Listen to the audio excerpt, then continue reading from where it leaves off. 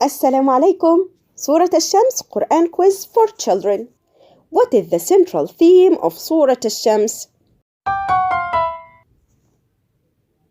The central theme is recognizing the difference between good and evil and keeping our hearts pure.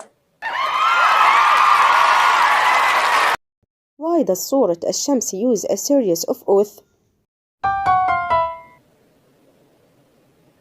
The series of oaths emphasize the significance of Allah's creation and the divine order in our lives.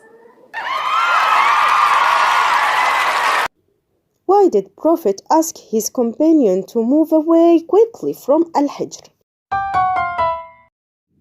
Because the place was a sad reminder of Allah's severe punishment.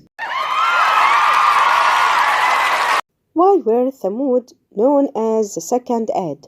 Write down some qualities of Prophet Saleh. The people of Thamud were the heirs of Ad. Saleh was sent by Allah. He was a noble man from among the Thamud. He tried again and again to turn them toward Allah. What condition did the Thamud lay down for believing in Saleh's prophethood?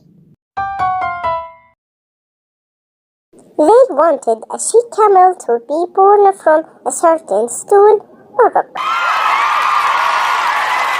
What was the deal Saleh as struck with his people considering the she-camel? He told the Thamud to leave the she-camel alone and that they would have drinking rights. Did they honor their promise? No, they don't, because they decide to kill Saleh and his family. What type of punishment did they get? They got seized by a terrible blast from the sky and a terrible earthquake from beneath them. What is the outcome of those who reject Allah and His messengers and turn away from the truth? They will get severely punished and will be sent to hell.